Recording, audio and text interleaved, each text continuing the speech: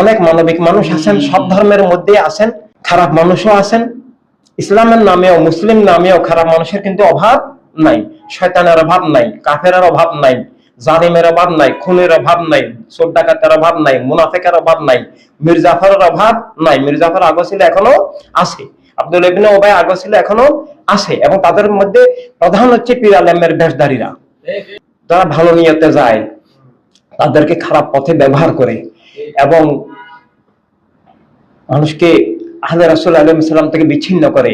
চট্টগ্রামের 16 জামিয়া মাদ্রাসা, জনগণের কাছে এটা সুন্নিয়তের মরকজ, কেন্দ্র, আহলে সুন্নাত জামাতের সবচেয়ে বড় প্রতিষ্ঠান বাংলাদেশে বলে, কিন্তু আসলে সেটা মুয়াবিয়াদের প্রতিষ্ঠান। সেটাকে শুকরের আখড়া বললে শুকর নারাজ হবে, যে শুকর বলবে আমাকে কেন আপনি আহলে রাসূলের দুশমনদের কাতারে দিলেন, আমি তো আহলে রাসূলের দুশমন না, আমি নাপাক হতে পারি, কিন্তু তাই বলে আমি আহলে রাসূলের দুশমন না, আমি জাহান্নামীও নই।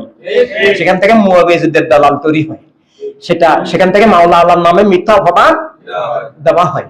তো সেটা কিভাবে ইসলামের মাদ্রাসা হবে?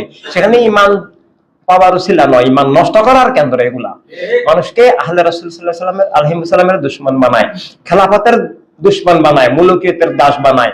সেখানকার প্রিন্সিপালের ছেলে আবার আল হাজারে গিয়ে ডিগ্রি নিয়ে আসছে, মাহফিলের মধ্যে বলতেছে আপনি আওয়ামী লীগ, বিএনপি, জাতীয় পার্টি যাই করেন কোনো সমস্যা নাই, শুধু গাছিয়া কমিটি করলেই আপনি নাজাত। নাউজুবিল্লাহ। এইভাবে তার মানে সে বস্তুবাদী মতবাদকে হালাল করলো, এক গোষ্ঠীর রাজনীতিকে হালাল করলো। সেটা হালাল করলে আর হালাল হবে না। কিন্তু সে এইভাবে যে ইসলামের নামে, তরিকতের নামে, কাদেরিয়া তরিকতের নামে, আহলে সুন্নাত জামাতের নামে, এবং তার এই বক্তব্যের সাথে সেখানকার সবাই একমত এবং সেটা ঘোষণাও করে। আমার কাছে রেকর্ড আছে, সেই মাদ্রাসার সেই তরিকতের বার্ষিক সভায়, বার্ষিক ওরসে ওদের আঞ্জুমানের সেক্রেটারি বলতেছেন আমরা অরাজনৈতিক। এটা বললে ওদের ইনকাম বেশি হয়, ওদের দলের সদস্য বাড়ে, ধোঁকা দেওয়া সহজ হয়।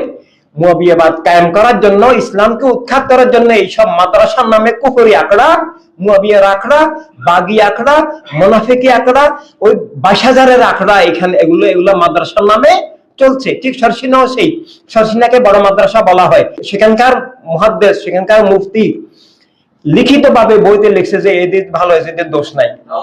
নাউজুবিল্লাহ। ঠিক রাজা খানও লিখছে যে এই দেশকে দোষী বলা হারাম, আস্তাগফিরুল্লাহ। কারবালা এগুলো এজিদ ঘটাইছে না, তো এটা দোষ না, মানে আহলে বাইত আলাইহিস সালামকে হত্যা করা কোনো দোষ না। নাউজুবিল্লাহ। তো দোষ কি তাহলে পৃথিবীতে? দোষ একটা ওদের দৃষ্টিতে, আহলে বাইত রাসূলুল্লাহ সাল্লাল্লাহু আলাইহি ওয়াসাল্লামকে ভালোবাসায় ওদের দৃষ্টিতে দোষ। নাউজুবিল্লাহ। আমরা এই দোষ নিয়ে বাঁচতে চাই, এই দোষ নিয়ে মরতে চাই, এই দোষ নিয়ে আচরণের ময়দানে দাঁড়াতে চাই ইনশাআল্লাহ। রাসূল সাল্লাল্লাহু আলাইহি ওয়াসাল্লাম।